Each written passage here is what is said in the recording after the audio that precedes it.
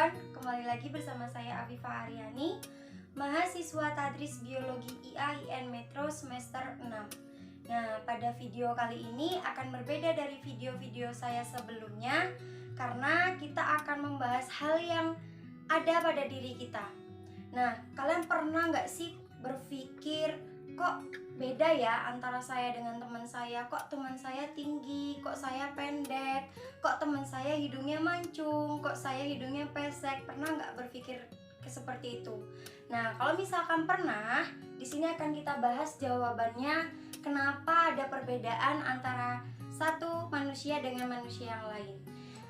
Itu semua terjadi akibat adanya materi genetik pada tubuh kita. Apa itu materi genetik? Nah, materi genetik itu ada 3 hal. Yang pertama gen, DNA, dan juga kromosom. Di sini akan kita bahas satu persatu apa itu gen, DNA, dan juga kromosom. Yang pertama, dari gambar ini yang paling pertama kali akan kita bahas yaitu 2 rantai ini atau DNA. Ya.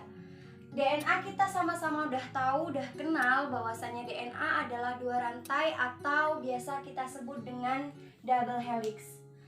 Nah, di DNA ini setiap rantainya tersusun dari nukleotida. Apa itu nukleotida?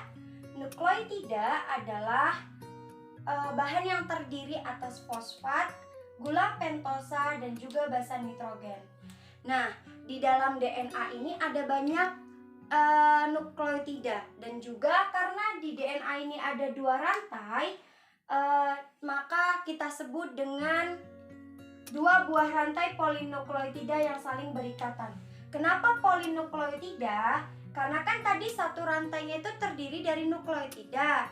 Nah, satu rantainya itu terdiri dari nukleotida, sementara ini ada 2 rantai, berarti terdiri dari banyak nukleotida yang disebut dengan polinukleotida.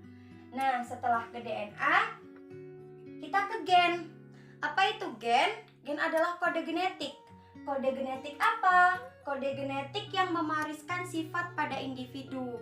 Nah, di sini ada gambar gen 1 dan juga gen 2. Di dalam gen ini ada yang namanya basa nitrogen. Apa itu basa nitrogen?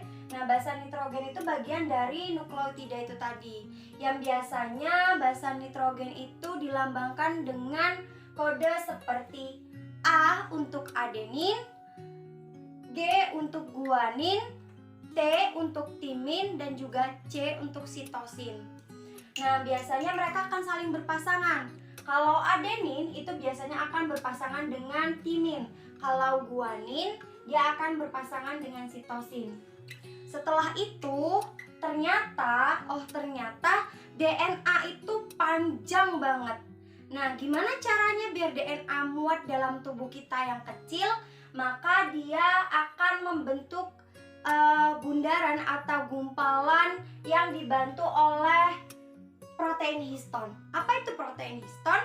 Protein histon adalah protein serat kromatin yang dia bisa menggulung bersama DNA. Jadi kan tadi si DNA itu warna hitam nih. Terus si histon itu tadi warna merah. Mereka akan saling menggulung satu sama lain, kemudian akan berkumpul membentuk yang namanya anyaman, yang kita bisa sebut anyaman manik-manik lah. Setelah itu, anyaman tersebut disebut dengan nukleosom.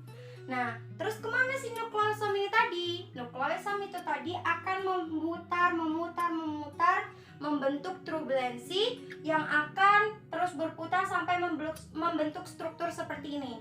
Nah, struktur seperti ini lah yang kita sebut dengan kromosom.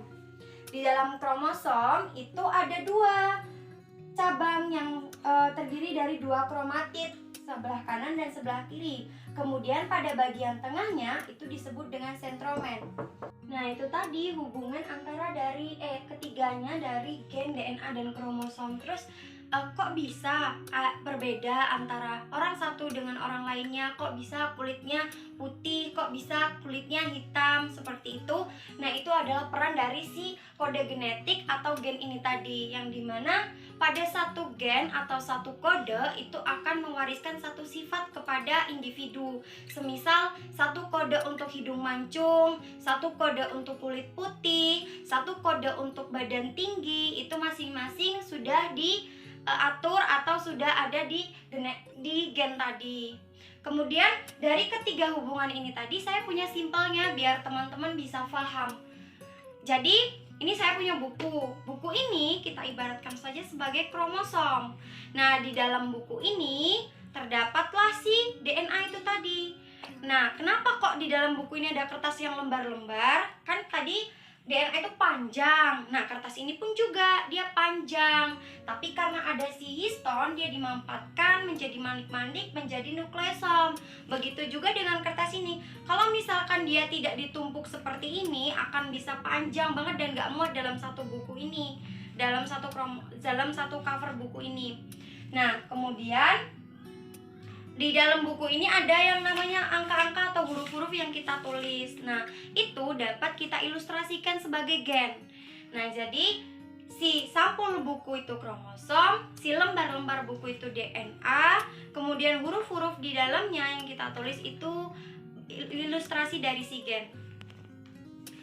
Oke teman-teman, mungkin itu saja yang dapat saya sampaikan. Semoga bermanfaat. Kurang dan lebihnya saya mohon maaf. Kepada Allah saya mohon ampun. Saya akhiri. Wassalamualaikum warahmatullahi wabarakatuh. See you on next video.